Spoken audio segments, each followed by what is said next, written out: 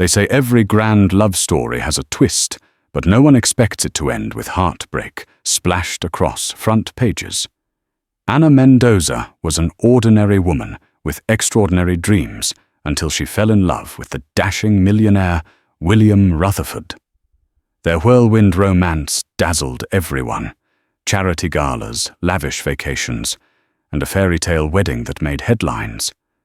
But sometimes, even the most magical stories hide a dark undercurrent. When Anna discovered she was pregnant, William's reaction unleashed a chain of events no one saw coming.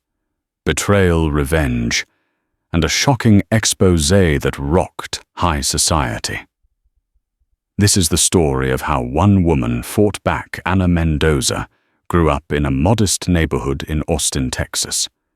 She was the eldest daughter of a mechanic, Miguel Mendoza, and a hard-working nurse, Patricia Mendoza. Money was always tight, but love was abundant in their small home, painted a cheerful turquoise at the corner of Oakwood and Hampton Street. Anna learned early on the values of resilience and kindness. She was taught that hard work trumped shortcuts, and that love was a priceless gift rather than a commodity. Despite these humble beginnings, Anna stood out for her spirit and intelligence. She excelled in her studies, dreaming of one day becoming a journalist who could shed light on injustices around the world. While her ambitions soared, so did her curiosity about life beyond her humble neighborhood. She pored over newspapers and magazines, dissecting news stories and analyzing the high-profile lives of the wealthy. She read about entrepreneurs like Bill Gates and admired how philanthropic giving could change entire communities, yet was often frustrated that powerful people could also remain blind to the struggles of others. After graduating with top honors from a local high school, Anna managed to secure a scholarship to the University of Texas at Austin. She majored in communications and minored in political science, hoping to sharpen her writing skills and focus on global issues. During college, she volunteered at a local newspaper, the Austin Tribune, under the guidance of an old-school editor named Harriet Sullivan, who taught Anna to investigate thoroughly and write passionately. Anna's keen eye for detail and empathetic approach to storytelling gained her recognition. One fateful evening at a charity fundraiser for children's literacy, Anna caught the eye of William Rutherford, a charismatic millionaire investor originally from New York. William was in his late 30s and already known for his wide-ranging portfolio: tech startups, real estate, sustainable energy. He was regularly photographed in the society pages, standing beside celebrities like Sofia Vergara and high-profile entrepreneurs at events in Manhattan and Los Angeles. Though unattached officially, the rumor mill frequently speculated about his love life. In person, William radiated the sophistication of old money, but had the hunger for risk, typical of self-made moguls. They locked eyes across the bustling fundraiser. Anna was there reporting for the college news section, taking pictures of the prominent philanthropists in attendance. William, fresh from a business trip to Hong Kong, was leaning casually against a marble pillar, swirling a glass of champagne.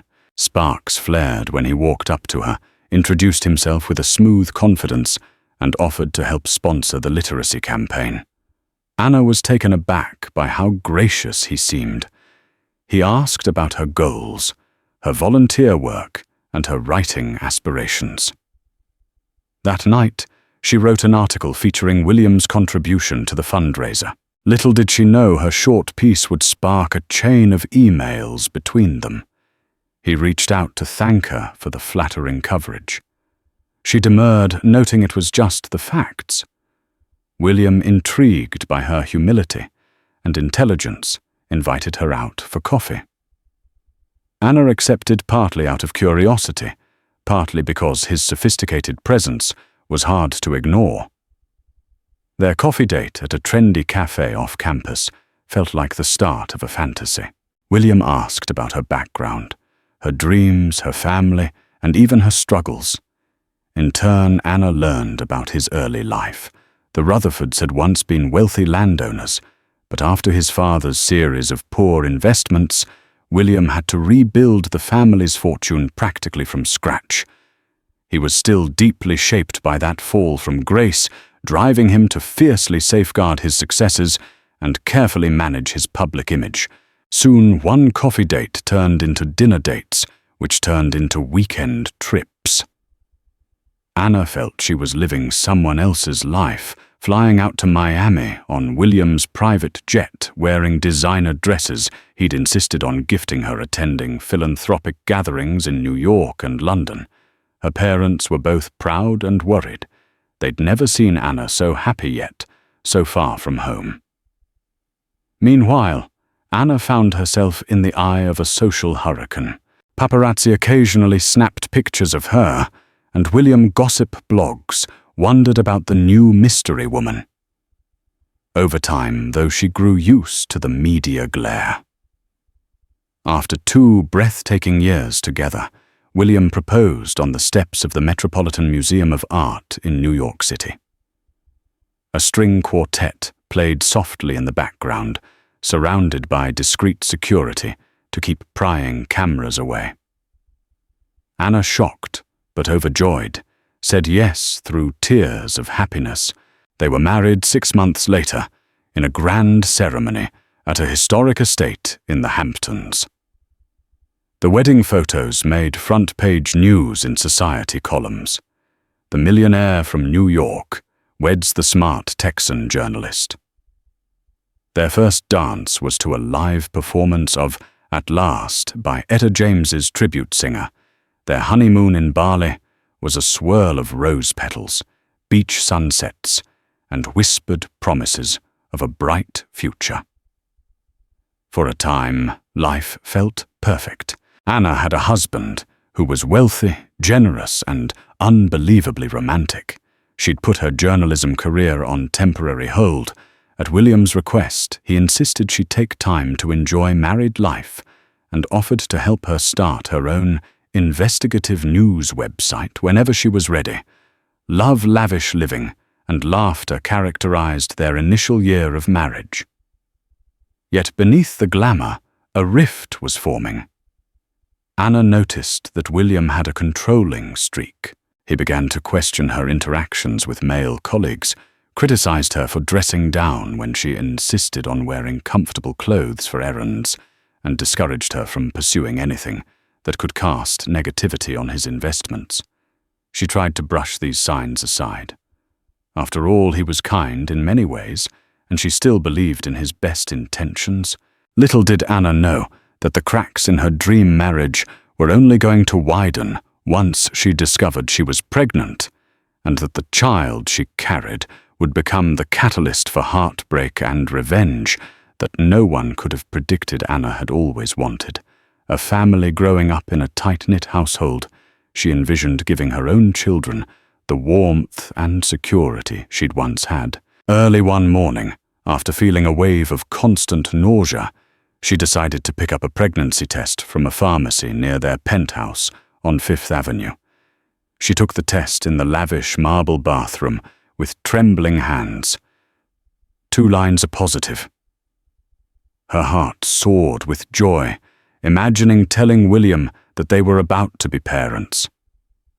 Perhaps, she thought, a baby would bring them closer together. Lately, William's controlling behavior had escalated. He was checking her phone, questioning her every expense. She hoped the news of their child would soften his rough edges, remind him of what truly mattered, beyond wealth and reputation. That evening, she prepared a special dinner at their penthouse, her mother's recipe for chicken enchiladas, fresh guacamole, and a creamy flan for dessert. She was determined to create a warm setting to announce the joyous news. William arrived late, looking harried, a deep furrow in his brow. He barely acknowledged the table filled with her carefully prepared dishes. Anna tried to lighten the mood, guiding him to sit, pouring him a glass of wine, which he accepted absent-mindedly. Then, with a beaming smile, she told him, "William, I'm pregnant. We're having a baby." A long silence followed. William set down his wine and stared at her. Anna expected happiness, relief, anything but the coldness that settled over his features. When he finally spoke, his voice was tight. "Are you certain it's mine?" Anna felt like she'd been slapped. She stammered through confusion and hurt, reminding him that she'd been faithful. But William's eyes burned with suspicion.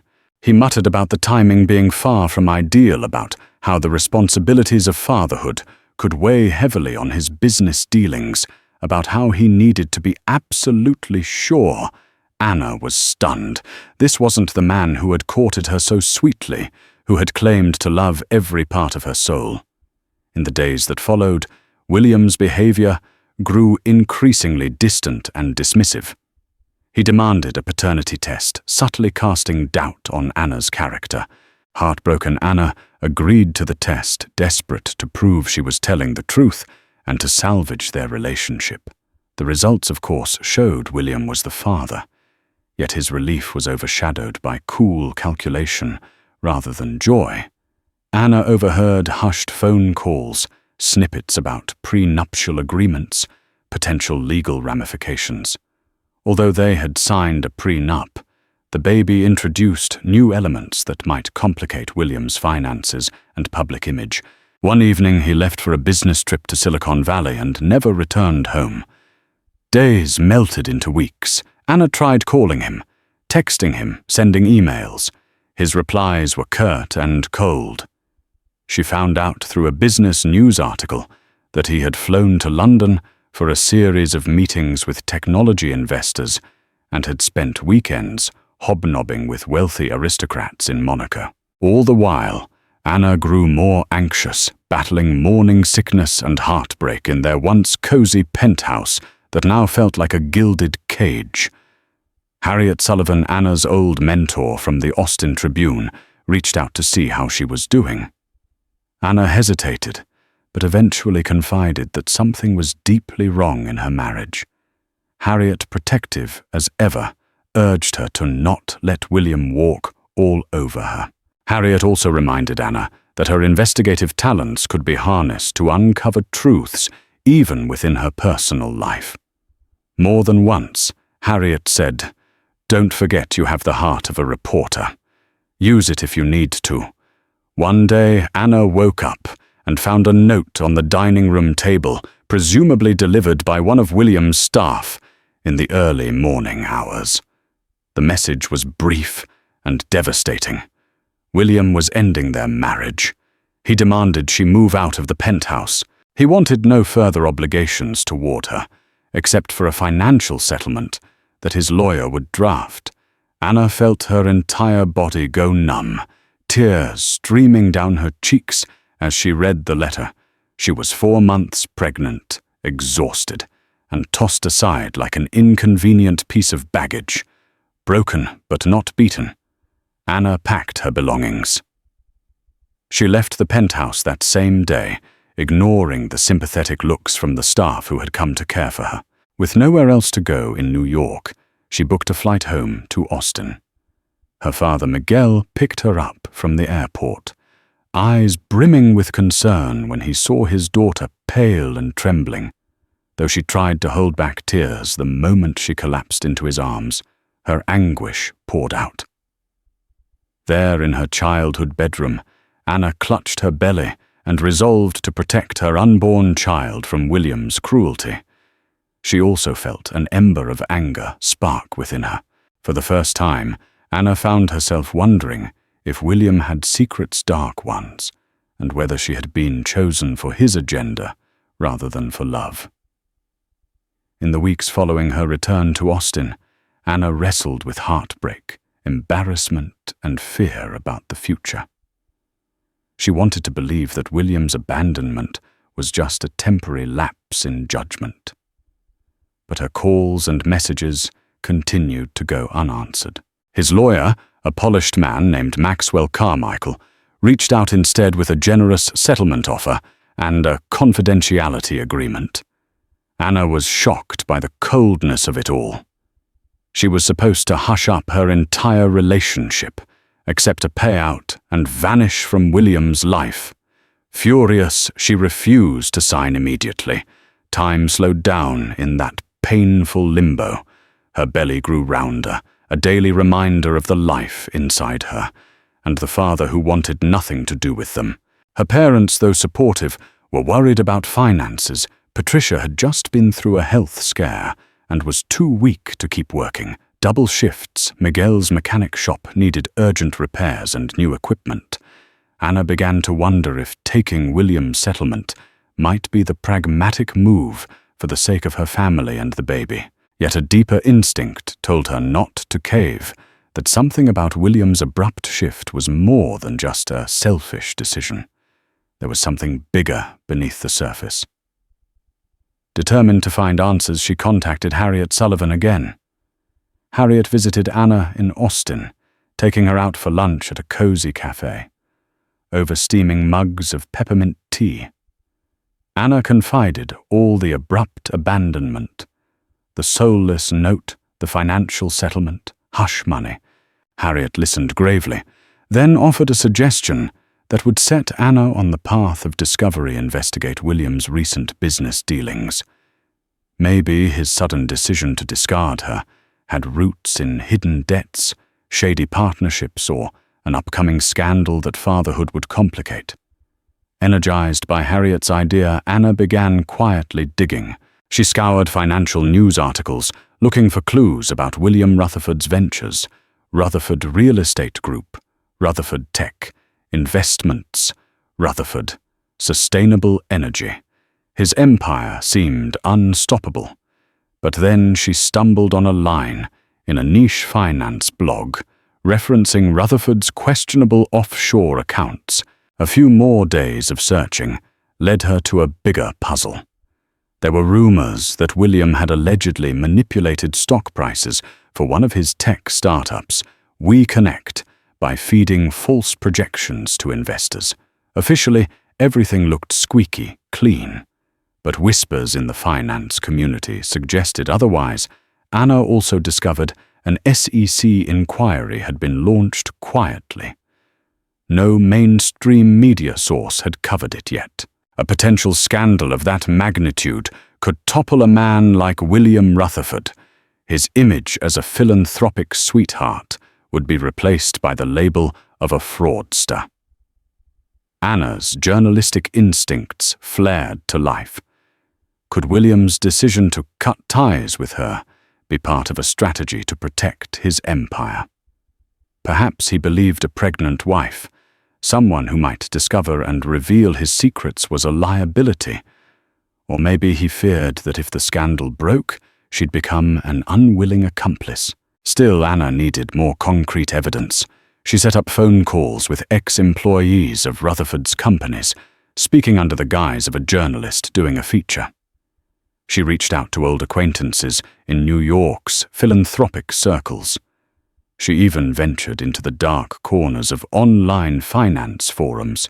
Piece by piece, a disturbing picture emerged. William was rumored to be funneling investor money into personal projects, using shell companies registered in Caribbean havens to mask suspicious transactions. Though Anna lacked the smoking gun, the circumstantial evidence pointed to major financial misdeeds, and it was all hush-hush, probably because people feared William's litigious nature. Meanwhile, Anna had to face her personal challenges: doctor's appointments, the emotional toll of impending single motherhood, and the swirling confusion of heartbreak. Sleep grew elusive. She'd toss and turn in her childhood bed, glancing at her phone, hoping for a message from William that never came. Instead, Maxwell Carmichael's legal team kept sending her urgent requests to sign the settlement. They threatened that her refusal to comply would end in a drawn-out legal battle and zero support for the baby. Anna resolved that before she made any decision, she needed that smoking gun. She had to know the truth about William's underhanded dealings. If he was indeed committing financial crimes, she'd use that as leverage to ensure her child's future and reveal his true nature.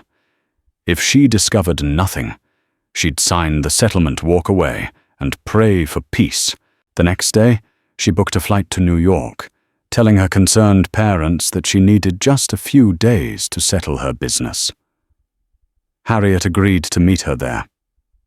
Donning a brave face and a trench coat that used to fit her better before pregnancy, Anna stepped back into the city that had once felt so glamorous, determined to uncover the truth about the man she had married. Anna checked into a modest hotel on the Lower East Side, far from the five-star accommodations she used to frequent with William. She used Harriet's press credentials to set up interviews under the pretext of writing a piece on philanthropy and tech entrepreneurs.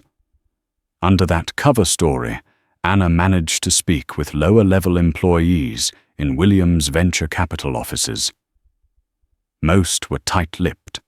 William paid well, and loyalty ran deep. But a few discreetly hinted at suspicious transactions, though they were too scared to go on record. Desperate for more, Anna rummaged through corporate filings at the local business registries. Harriet helped cross-reference addresses and scanned through old newspaper archives for anything linking Rutherford's companies to known shell entities or past controversies. It was an uphill battle. William's legal team was adept at burying digital footprints, but Harriet had taught Anna the importance of patience in investigative work. If you keep searching, eventually a thread will appear. Their breakthrough came from an unlikely source, an accountant named Linda Farnsworth, who had once worked at Rutherford Tech Investments. Anna discovered Linda's name buried in a public lawsuit docket. She had sued Rutherford Tech for wrongful termination and settled out of court. After some coaxing, Linda agreed to meet Anna in a quiet bookstore cafe away from prying eyes. When Anna showed up, Linda looked nervous, glancing over her shoulder as if she expected to be followed. "It's not safe for me to talk about this," Linda whispered, her fingers trembling around a cup of chamomile tea. "I signed an NDA. I could lose everything if I reveal details." Anna leaned in, speaking softly, but with urgency. "I'm William's wife," she said, voice breaking. "He left me. I'm pregnant with his child, and I suspect he's involved in something illegal. I don't know what to do. Please, Linda. Anything you can tell me might help me protect my baby, protect myself." Seeing Anna's distress, Linda's expression softened. She began carefully explaining how, during her time at Rutherford Tech, she noticed large sums of money being transferred between several accounts that didn't match any official projects. She tried flagging it to her superiors, but they fired her under dubious circumstances. The settlement was quick and generous, provided she remained silent about her discoveries. Linda couldn't share documents; those were locked away. But the names of the suspicious accounts were forever etched in her memory. She scribbled a few cryptic references on a napkin: HT Holding, Nova Horizons, East Lake Consulting. Then she added, "They're all linked, different addresses, but all roads lead to a private trust in the Cayman Islands." An electric surge ran through Anna's veins. She now had a lead. If she could tie these shell companies directly to William and track the money trail, it could confirm his involvement in fraud or embezzlement. She thanked Linda profusely, promising to keep her name out of it. The accountant left quickly, her eyes filled with a mix of guilt and relief. Armed with these leads, Anna and Harriet dove back into research mode. They discovered that HT Holding had a small office address listed in Brooklyn, likely a front. Anna decided to check it out in person, though Harriet warned her to be cautious. One cold, drizzling morning, Anna took a taxi to the address, her heart pounding. The building was a run-down warehouse with no visible signage. She tried the door. It was locked. Peering through the dirty windows, she saw only dusty boxes and a reception desk stacked with unopened mail. Suddenly, a heavy-set man in a dark suit stepped out from behind the warehouse. "Can I help you?" he asked, voice gruff. Anna froze. She recognized him. He was one of William's security guards, often seen at social events. Her blood ran cold, murmuring an apology about being lost. She hurried away as quickly as she could, ignoring the guard's suspicious gaze. That moment cemented her fears William had layers of protection around his shady dealings, and if she dug too deep, she might be putting herself in danger. Returning to the hotel, she found Harriet waiting anxiously. Harriet's own research had yielded more references to shell entities linked to Rutherford's circle, though none directly named William. Still, it was enough for Anna to suspect that William was funneling money illegally. Harriet suggested they approach a major newspaper or an online investigative platform with what they had. But Anna wasn't ready. She needed a direct link, something that would unequivocally tie William to these accounts. Without that, it could be brushed off as rumors or personal vendettas. That night, Harriet left to meet a colleague, and Anna was alone in her hotel room. Half asleep, she heard her phone vibrate. The call was from an unknown number. A raspy voice hissed, "Stop poking your nose where it doesn't belong. Sign the settlement and walk away. You don't want to bring trouble on yourself or your baby." Before Anna could respond, the line went dead, shaken to her core. Anna realized the fight she was in was far more dangerous than she anticipated, but instead of scaring her off, it fueled her determination. She refused to be intimidated by shadowy threats. Memories of her father's advice floated back to her. Right is right, even if it's hard. You can't let fear control you. Besides, after everything William had done, Bonner wouldn't let him get away with hurting her, abandoning his child, and possibly defrauding countless investors. Her unborn baby deserved justice, and she intended to secure it. The following day, Harriet arranged for Anna to meet a trusted investigative journalist, Mark Underwood, who worked for a reputable national paper. Mark had reported on corporate fraud cases before including high-profile exposés that led to resignations and lawsuits over coffee. Anna laid out her findings and expressed her fear that she didn't yet have the definitive proof to implicate William Rutherford. She needed Mark's network resources and expertise to solidify the story. Mark was intrigued. He agreed that the thread linking William to the shell accounts was the story's linchpin. "We need actual transaction data or testimonies from insiders who can confirm Rutherford's direct involvement," he said, scanning through Anna's notes. "Otherwise, it's circumstantial." While Harriet believed Mark could be trusted, Anna felt torn. If they went public too soon, William's legal team would discredit her as a spiteful ex-wife. She also risked him shutting down any remaining leads. Mark, sensing her internal conflict, reassured her they'd keep everything confidential until they had a rock-solid case. "But we've got to move quickly," he warned. "Money flows in and out of these shells fast. If Rutherford knows we're close, he'll bury them over the next few days." Anna collaborated with Mark's newspaper's research team, cross-referencing data from corporate registries and banking disclosures. She noticed that Harriet was uncharacteristically silent sometimes, leaving for hours without explanation. Anna guessed Harriet might have her own methods for unearthing information.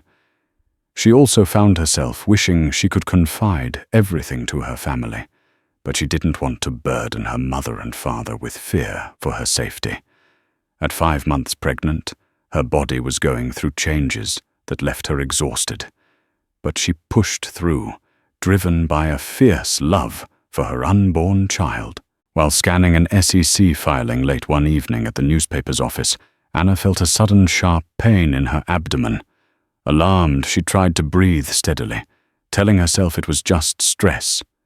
She ended up in the break room, hands shaking.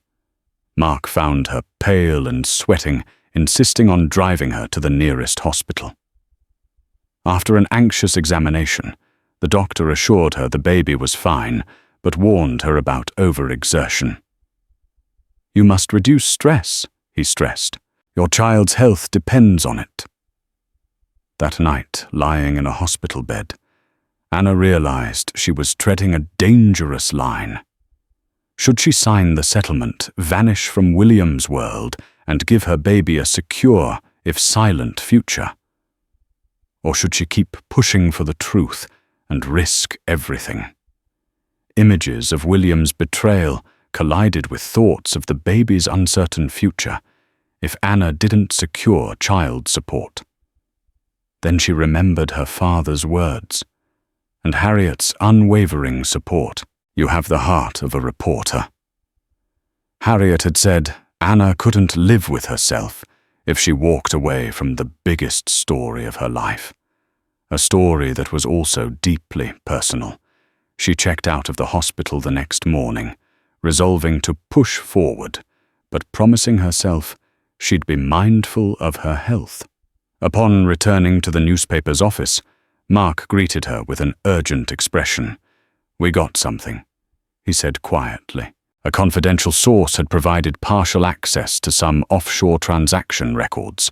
Among them was a reference to a W. Rutherford initiating a transfer to Nova Horizons, one of the shell companies Linda had mentioned. This was the first direct naming of William in the context of an overseas funnel. Mark believed they could use it to pressure more sources to come forward. Excitement and dread warred inside Anna. They finally had a tangible link, but it was still incomplete, just a single transaction. Nonetheless, they decided to approach a forensic accountant to verify its authenticity. If it checked out, they would be one step closer to undeniable evidence. The forensic accountant confirmed that the transaction was real, but cautioned that William's legal team would attempt to discredit the leak or claim that the W. Rutherford on record was someone else. They needed a pattern of transactions, an unequivocal paper trail. Just as Anna was preparing for another day of digital sleuthing, she received a call from Harriet, who sounded breathless. "Meet me at the place you first started digging, the coffee shop on 42nd Street." Harriet said, confused but trusting her mentor. Anna hailed a cab. When she arrived, Harriet handed her a small manila envelope, eyes glittering with excitement. "I told you, I had a few tricks up my sleeve," Harriet said. Inside the envelope were copies of bank statements linking multiple transactions from William Rutherford's personal trust to Nova Horizons East Lake Consulting and several other shell entities.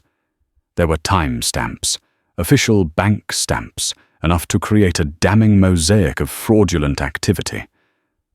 Anna gaped at Harriet. How Harriet just gave a knowing smile. "I'm an old reporter with old connections. Let's just say, not everyone in Rutherford's circle is loyal to him anymore. Word travels fast when someone abandons a pregnant wife." Tears pricked Anna's eyes. She hugged Harriet, whispering her thanks. With these documents, they had everything needed to reveal William's crimes. Anna sat at the edge of the bed in Harriet's apartment, the morning light filtering through gauzy curtains. Her heart raced, though she tried to still it, with deep, steady breaths. On the table before her lay the manila envelope, simple, unassuming, yet filled with the power to tear down.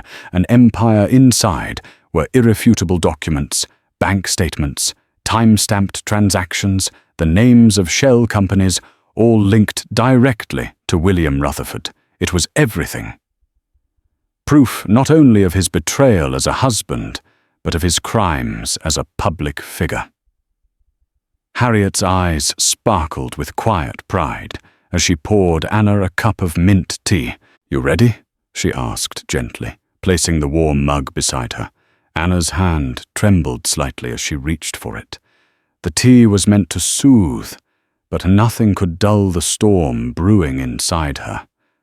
"I don't know if I'm ready," Anna admitted, "but I know I have to do this." Mark Underwood, the seasoned journalist from the national paper, met them downstairs. His usual stoic expression had softened. He understood what this moment meant. They hailed a cab and rode in tense silence to the Midtown office of William's attorney, Maxwell Carmichael.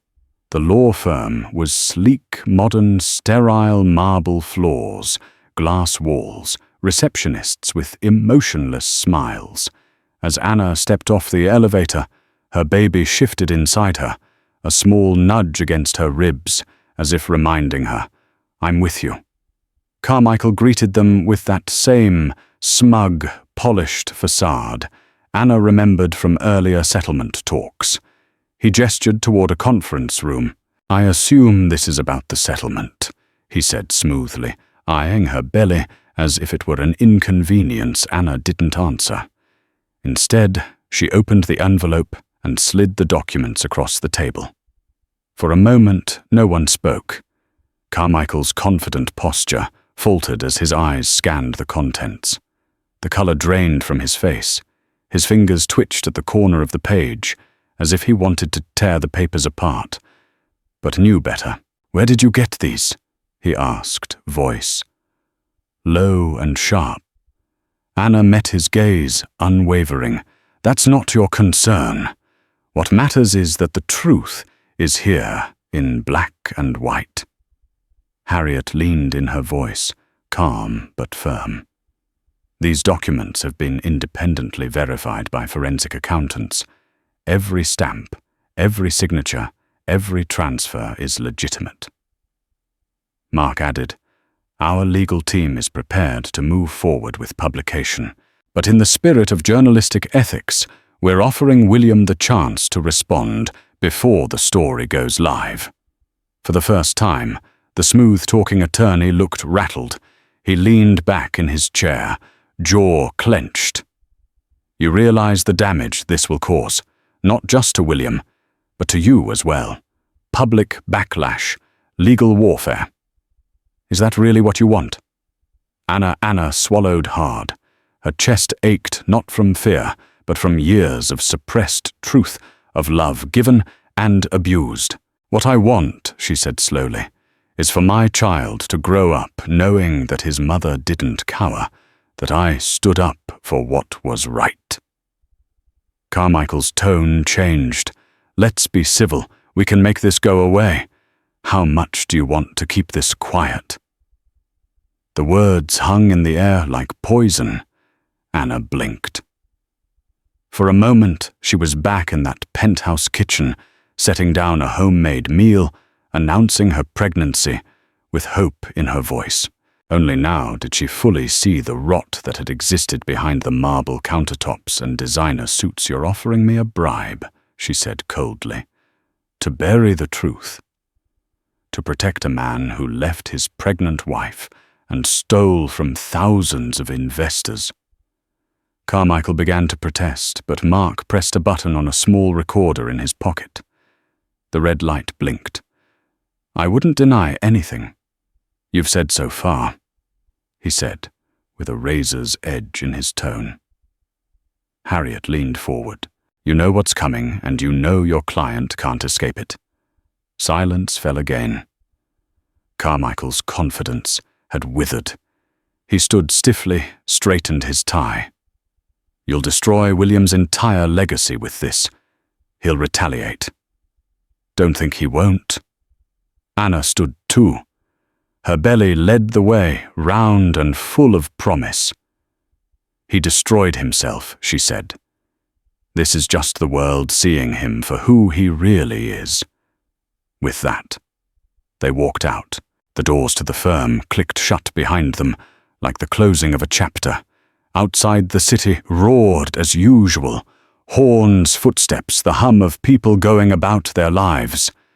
But for Anna, the world had gone silent for a moment. A great weight had lifted. The wind swept through the streets, and Anna inhaled deeply. Harriet placed a reassuring hand on her shoulder. You did it. She didn't feel victorious yet. That would come later. But in that instant, Anna felt something she hadn't in months, 3 days. That's how long it took for Anna's world to change again.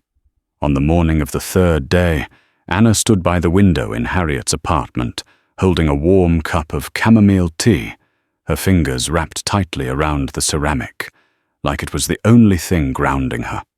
Outside New York pulsed with life, unaware that it was about to be shaken by a story too big to ignore. The article went live at exactly 8:07 a.m. Charitable financier or fraudster allegations mount against millionaire investor William Rutherford. The headline was bold-centered. Impossible to look away from Mark Underwood's byline appeared just beneath it, alongside a small note with contributions from Harriet Sullivan and an anonymous source close to Rutherford. Anna's heart thudded as she scrolled. There it was, the full expose. Every detail, every transaction, every shell company, each account tied back to William. The documents Harriet had secured were featured as exhibits. But what drew Anna's eyes most were the words Mark had chosen to describe her. A woman betrayed, but not broken. A mother who refused to be silenced. A journalist who became the story she was born to write. By noon, the story had gone viral. National outlets reposted it. International ones translated it. Financial blogs tore through the implications.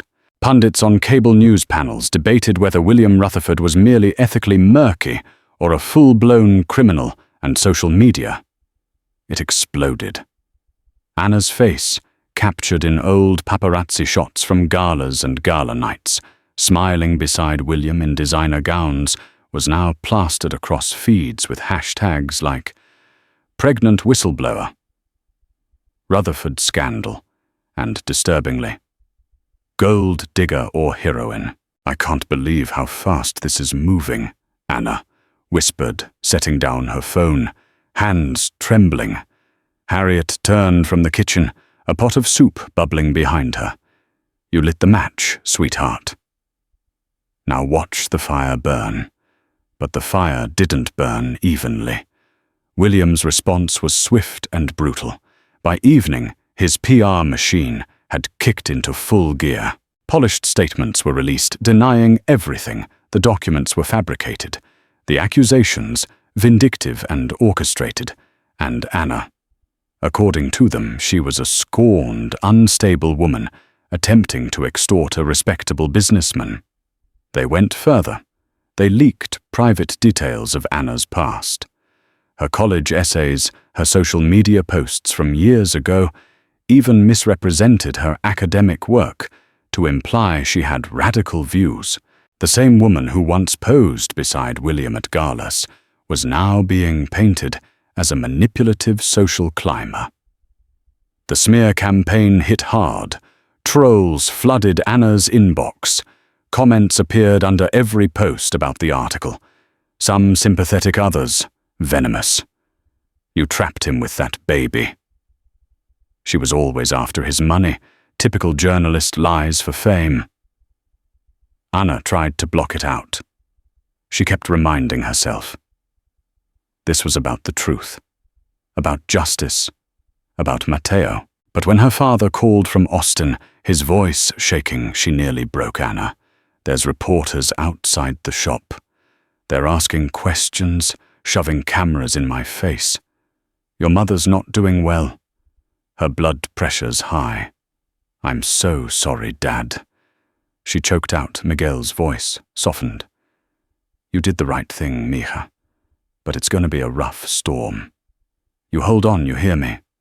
You hold on for that baby. The next day, things escalated again.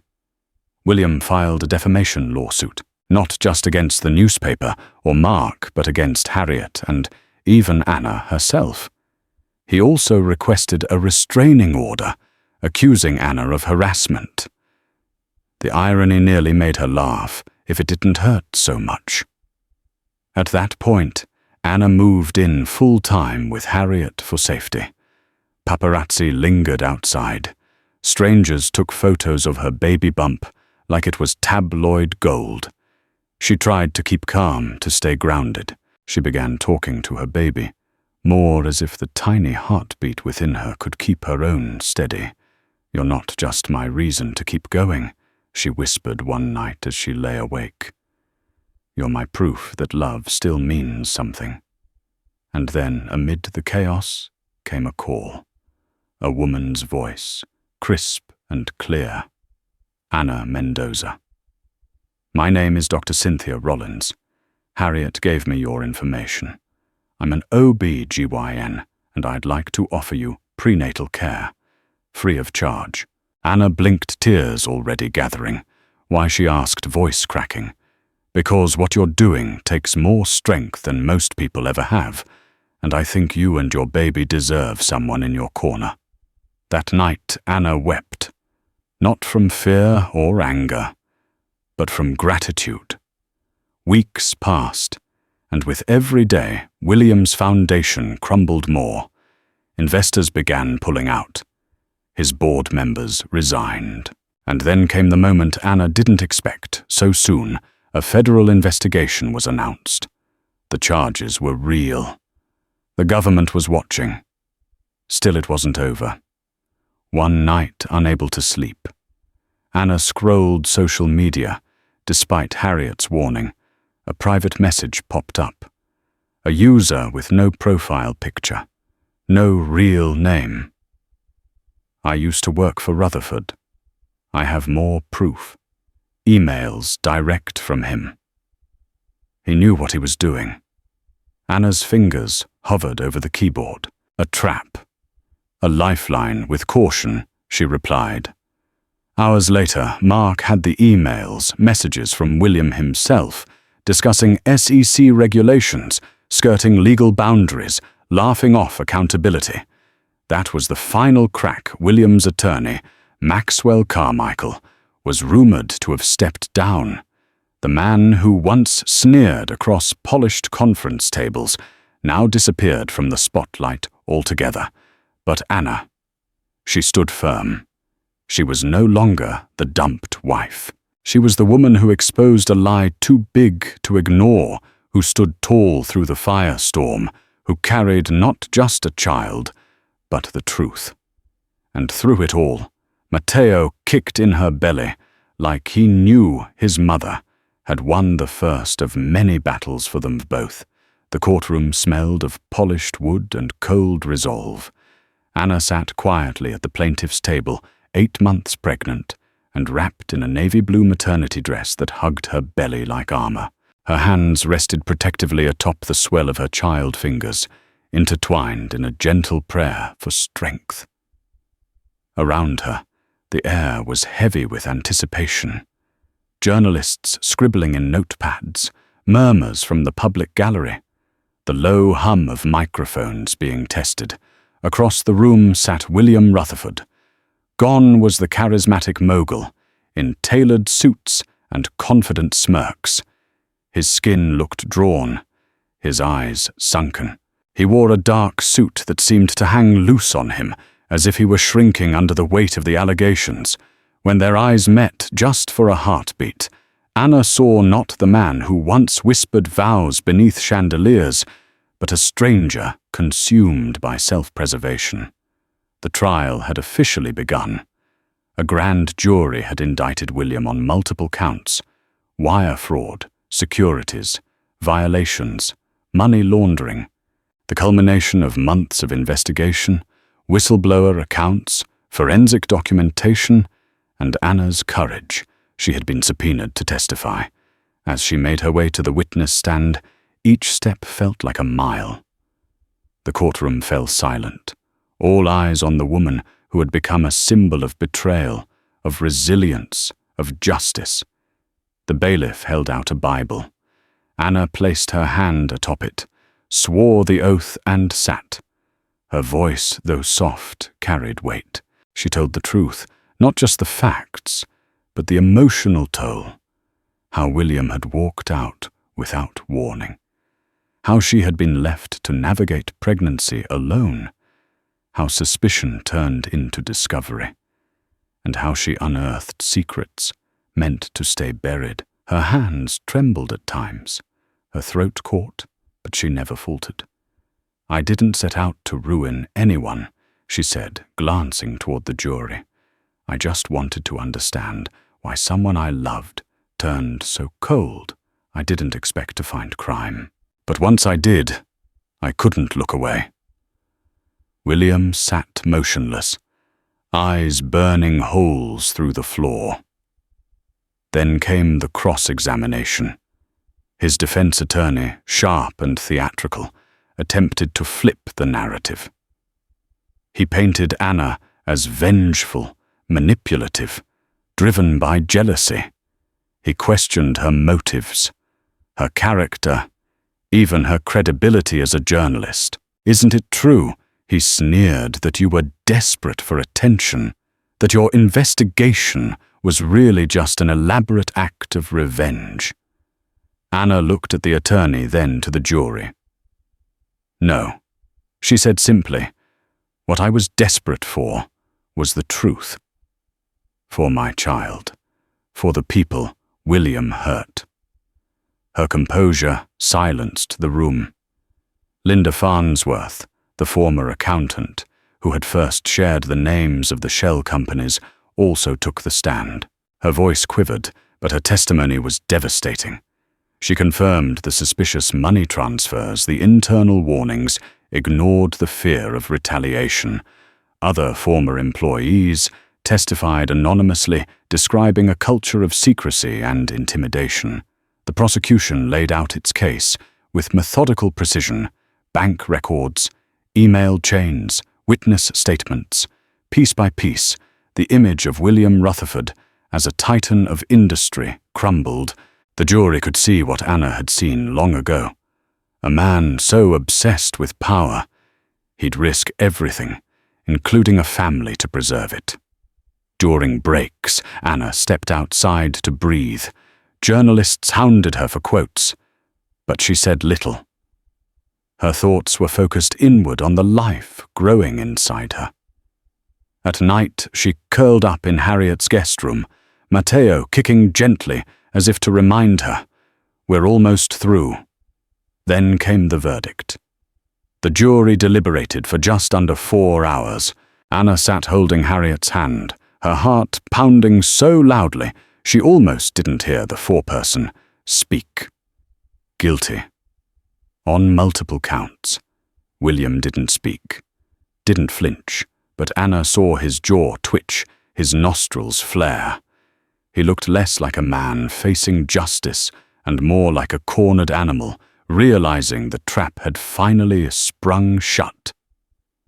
Tears welled in Anna's eyes, not out of joy or triumph, but something deeper, a quiet grief.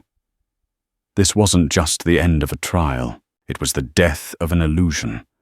The man she once thought she loved no longer existed. Maybe he never had. Outside the courthouse, reporters flooded forward, flashbulbs, microphones, questions shouted from every direction. Anna stepped up to the podium. Her voice again was soft but firm. "I didn't choose this path, but I chose not to stay silent. This case was never just about me. It was about truth, accountability, and what happens when powerful people think they're untouchable. I'm grateful the justice system worked, and now I'm going home to prepare for the most important role of my life, being a mother." She turned her chin high as Harriet and Mark flanked her protectively. Later that evening, Anna watched the news in silence. Pregnant wife topples tycoon. The headlines read, her face now, familiar to millions, flickered across the screen. But the woman looking back wasn't the same girl who once swooned in a private jet, dressed in borrowed diamonds. No, this woman was steel and warmth, fire and grace, The media attention was overwhelming, but Anna managed it on her own terms. She granted 2 interviews, one with a women's magazine, one with a major network, and in both she spoke not of revenge, but of responsibility. "I just want my son to grow up in a world where truth still matters," she said. And though critics still lingered in comment sections, their voices were now drowned by the flood of support letters, emails, care packages from strangers who saw her not as a scandal, but as a symbol of hope. With the child support and damages enforced by the court, Anna set up a modest trust fund for Matteo. She used a portion to begin something small but powerful, a non-profit newsroom dedicated to mentoring young women in investigative journalism, especially those from underrepresented communities. She named it the Sullivan Project, after the woman who had reminded her of her worth when she'd almost forgotten it. And through it all, each meeting, each call, each quiet night, feeding hope to the future, Anna stayed grounded by one undeniable truth. She had spoken, she had fought, she had won, and soon she would hold her son, knowing she had given him not just life, but legacy. In the last month of her pregnancy, Anna returned to Austin to be surrounded by family. Under Dr. Rollins's care, she gave birth to a baby boy she named Matteo Miguel Rutherford, keeping William's surname only so that the child would one day know his paternal identity. For better or worse, Matteo was born healthy, with a full head of dark hair that reminded Anna of her own baby pictures. Holding Matteo in her arms for the first time, Anna felt a surge of unconditional love, all the pain, the betrayal, the fear. It seemed distant in that moment. She vowed to devote herself to raising him with integrity, teaching him the values her parents had instilled in her. Her father, Miguel, wept tears of joy upon seeing his grandson, Patricia. Though frail, smiled brightly whenever she held the baby, whispering blessings in Spanish. 2 weeks later, while Anna was still recovering, Harriet stopped by with an envelope in hand. Inside was a short letter from William Rutherford, written from the Federal Detention Center. It was a strange mix of regret and bitterness. He denied some of the accusations, insisted he had truly loved Anna in his own way, and asked for a chance to see his son someday. Anna reread the letter multiple times, her emotions swirling anger, pity, sorrow. She penned a measured response, telling him that if he was sincere, he could start by admitting responsibility and taking steps toward restitution. She didn't promise visitation rights or forgiveness, only expressing that Matteo would learn the truth no matter what. Whether William chose to be a part of it in a positive way would be up to him. She mailed it and resolved not to dwell on it any further. In the months that followed, Anna began freelancing for major news outlets, focusing on corporate accountability stories. She found renewed purpose in her journalism, becoming an advocate for whistleblowers and pregnant women facing discrimination. Mark Underwood continued to publish hard-hitting exposés, sometimes consulting Anna for her insights. Harriet Sullivan returned to semi-retirement, but remained a guiding force in Anna's life, a maternal figure in the professional world. Word spread about Anna's work ethic and fearless reporting. Invitations to speak at conferences trickled in. She accepted only a few, wanting to balance her professional endeavors with the demands of motherhood. She was no longer the timid, starry-eyed girl who fell in love with a charming millionaire.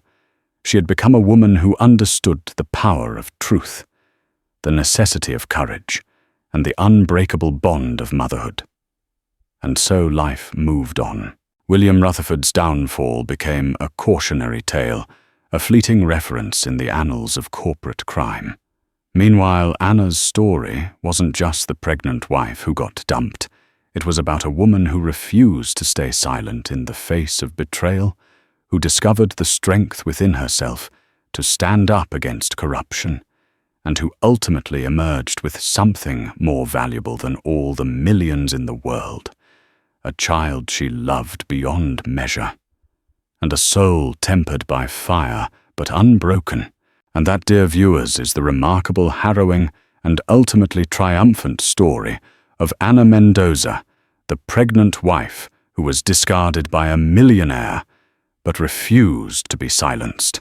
From her humble beginnings in Austin to standing up in a courtroom packed with cameras, she showed that love betrayed can transform into an unshakable resolve for justice. While William Rutherford's empire crumbled under the weight of his own deceit, Anna found her true purpose: mother to her precious son, and fierce advocate for truth. If this story moved you, please show your support by hitting the like button, sharing the video with friends who love real-life drama and redemption stories, and subscribing to our channel for more powerful narratives. Your engagement helps us reach more people who might find inspiration in Anna's bravery. Thank you for watching, and stay tuned for our next deep dive drama.